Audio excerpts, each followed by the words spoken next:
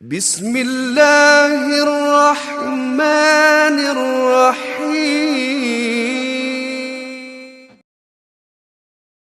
اللہ تبارک و تعالی فی شان حبیبہ مخبرا وعامرا ان اللہ وملائکتہ یصلون علی النبی یا ایھا الذین آمنوا صلوا علیہ وسلموا تسلیما. اللهم صل على سيدنا ومولانا محمد صلاة كاملة وسلم سلاما تاما تنحل به العقد وتنفرج به الكرب وتقضى به الحوائج وتنال الرغائب خواتم في كل لمحة ونفس بعدد ما تؤمن لك ما اختلف الملمان وتعاقب العصام وكر الجريدان واستقل الفرقدان وبلغ الأرواح لبيته من التحية والسلام وسلم عليه كثيرا. بسم الله الرحمن الرحيم. كنتم خير أمة أخرجت للناس تأمرون بالمعروف وتنحون عن المنكر تؤمنون بالله. صدق الله مولانا العظيم وبلغنا رسوله النبي القوي الأمين ونحن على ذلك من الشاهدين والشاكرين والحمد لله رب العالمين. حمد و صلاة کے میرے برادر اکبر حضرت علامہ حکیم محمد اکبر در صاحب حرمت ماہ محرم الحرام اور اس حرمت کے تقاضوں کے مطابق شہادت امام علی مقام اور رفقائے امام علی مقام کی شہادت پر گفتگو فرما رہے تھے.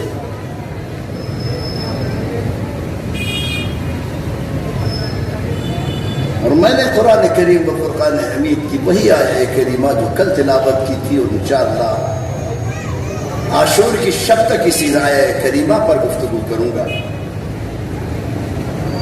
سورہ آل عمران اس میں ارشاد ہو رہا ہے تم بہترین امت جو لوگوں میں سے منتخب کر دی گئی.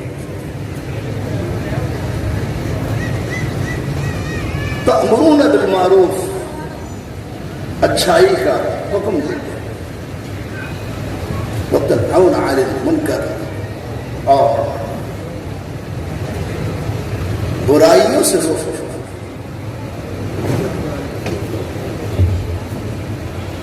وتؤمنون باللہ اور اللہ پر ایمان.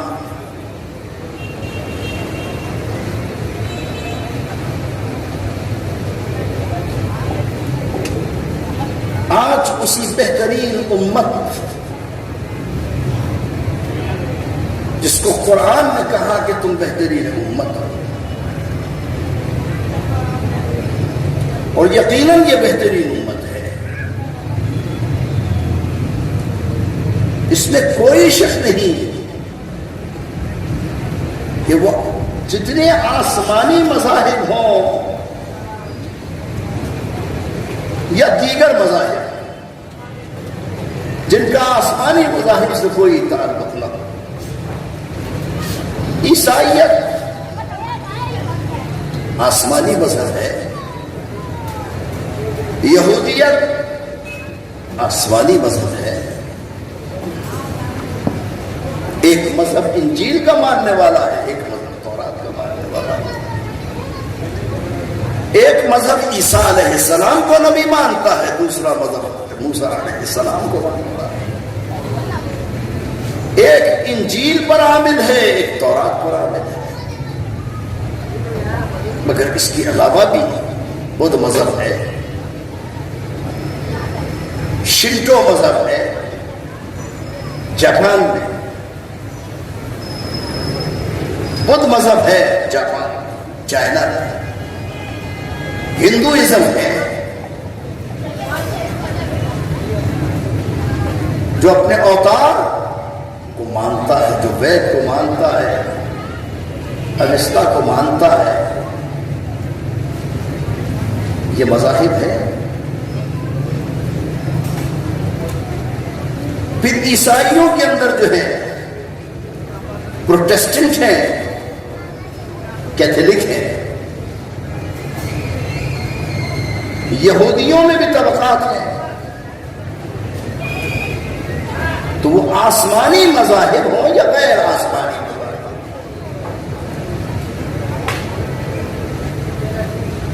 اور زرتشت کا بھی ایک مذہب ہے، آگ کی پوجا کرنے والے جو پارسی ہیں،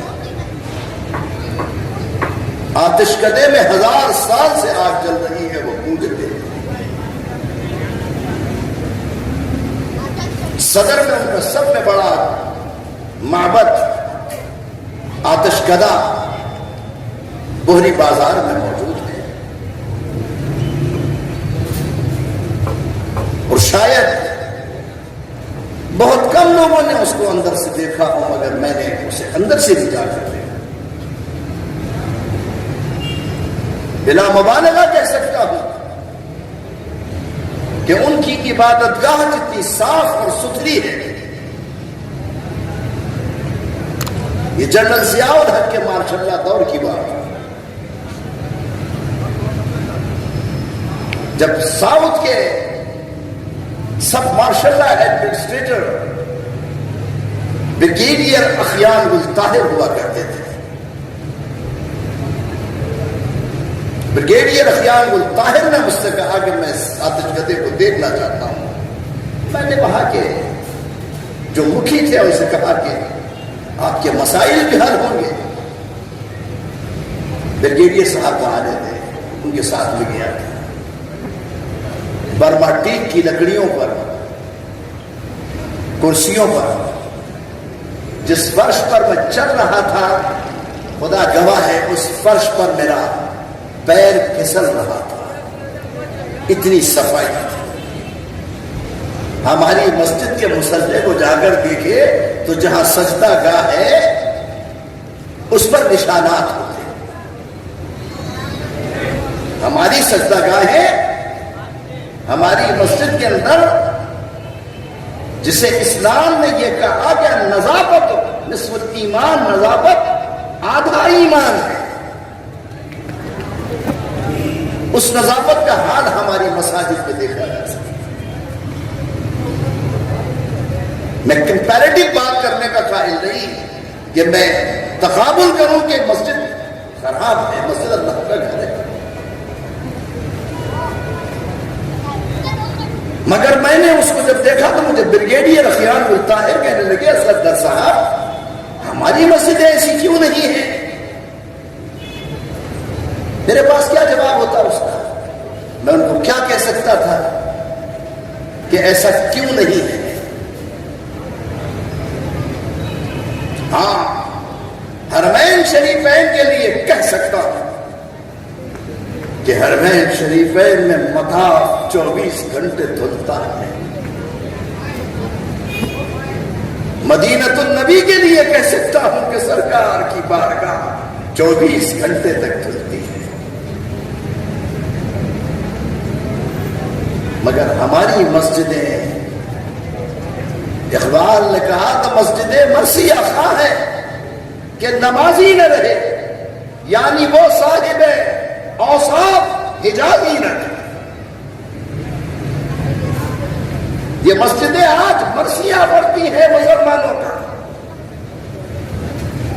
رمضان میں لیپا پوتی تو ہو جاتی ہے،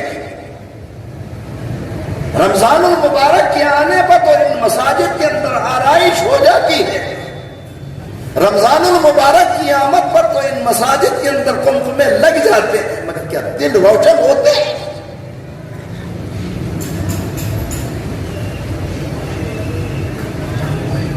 کیا وہ دل کی قبیلہ خاطری جو کہیں تعصب لے کر، کہیں بغض لے کر، کہیں حسد لے کر، کہیں دشمنی لے کر، کہیں عداوت لے کر ختم ہو جاتی ہے؟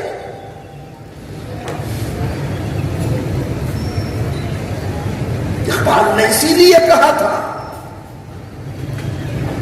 جب موتی مسجد لاہور پر ہندوؤں نے کہا ہمارا مندر ہے، مسلمانوں نے کہا مسجد ہے۔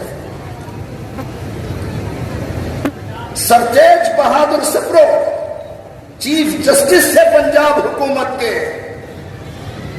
کا مساجد کا وزٹ کروں، دیکھوں گا مسجد یہ آثار ہے یا مندر کے آثار، فیصلہ اس کے مطابق کر دوں گا۔ اگر مندر کے آثار ملے تو مندر بنا دوں گا، مسجد کے آثار ملے تو مسجد بنا دوں گا۔ اقبال لاہور کے رہنے والا تھا، عاشق رسول تھا۔ لوگ داڑھی رکھنے نہ رکھنے کی بات کرتے ہیں، میں کہتا ہوں اقبال ولی تھا، میں کہتا ہوں اقبال کے دل میں جو درد تھا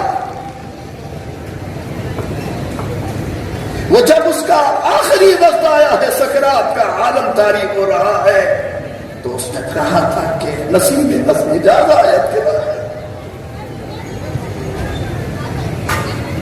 سلامت روزگارے ای فقیرے دیگر تانائے راز آیت کے بعد۔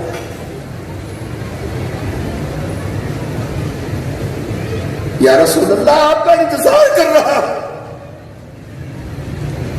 یا رسول اللہ آپ کی آمد کا منتظر ہوں، آپ کی راہ تک رہا ہوں، ساری زندگی آپ کی امت کو درس خیر دیا ہے۔ اور اقبال جیسا ایمان، اقبال جیسی عقیدت، اقبال جیسا عشق کہاں سے لایا؟ میں تو دعا کرتا ہوں اللہ آخرت میری بہتر ہو جائے، آخرت میں میری نجات ہو جائے، آخرت میں میری بخشش ہو جائے، آخرت میں میرے گناہوں کو اے پروردگار اپنی کرم کی نگاہ سے بخش دے۔ ہر مسلمان کو بدلا کرتا ہے، مگر اقبال کے عشق کو دیکھیے کہ اقبال یہ کہتا ہے کہ روز محشر خار و رسوا کن مرا، روز محشر خار و رسوا کن مرا، بے نصیب از کو سے پا کن مرا۔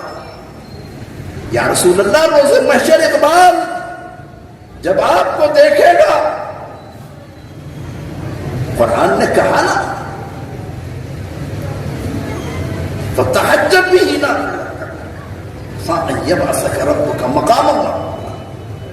یا رسول اللہ جب آپ مقام محمود پر، مقام شفاعت پر، پروردگار آپ کو اذن دے گا کہ یا رسول اللہ جس کی شفاعت کرنی ہو کر لیجئے، جس کو بخشنا ہو بخش دیجئے، جس کو چادر عطا کرنی ہو کر لیجئے، جس کو کملی میں چھپانا ہو چھپا لیجئے۔ لیکن یا رسول اللہ اس موقع پر اقبال چوکے گا نہیں، اقبال ہٹے گا نہیں، اقبال یا رسول اللہ میدان محشر میں آپ کے پائے اقدس کو بوسہ دے گا۔ اگر میں نے غلط کہا ہو، غلط تعلیم دی ہو، غلط آپ کی امت کو کوئی درس دیا ہو، کوئی غلط شعر لکھا ہو، تو یا رسول اللہ میدان محشر میں مجھے جو ہے جب میں آؤں تو روز محشر خار و رسوا کن مرا، بھرے میدان محشر میں انبیاء کے سامنے، اولیاء کے سامنے، رسولوں کے سامنے، اوصیاء کے سامنے مجھے ٹھوکر مار کر ہٹا دینا کہ اے بدبخت اس منہ سے مجھے بوسہ دے رہا ہے، تو نے امت کو بھٹکایا، تو نے امت کو گمراہ کیا، تو نے امت کو غلط تعلیم دی، تو نے کہیں شکوہ کیا اور کہیں جواب شکوہ کو لکھا۔ علماء نے کفر کا فتویٰ دیا تھا یا نہیں دیا تھا؟ جب اقبال نے کہا تو بھی تو ہرجائی ہے، بات کہنے کی نہیں، بات ہے رسوائی کی، تو اقبال سراپا عشق رسول میں ڈوبا اور اس نے کہا یا رسول اللہ میدان محشر میں رسوا کر دیجیے، اور آخری وقت میں کہا یا رسول اللہ آخری وقت میں تمنا تھی، آخری وقت کے اندر جو ہے مجھے امید تھی کہ وقت نزا آپ کا دیدار ہوگا، میرا رسول آیا ہے یا نہیں آیا، اور میرا ایمان ہے کہ اقبال کو وقت سکرات میں سرکار کا دیدار ہوا ہو، ورنہ آج اس اقبال کی مرکز پر لاہور کے شاہی مسجد کے اندر جو ہے کتنے ہاتھ اٹھتے ہیں۔ اقبال نے یہ ملک آزاد 4 دن کے بعد ہم آزادی کا دن منائیں گے۔ اقبال جس کو ہماری حکومت کہتی ہے، اقبال نے جو ہے پاکستان کا خواب دیکھا تھا،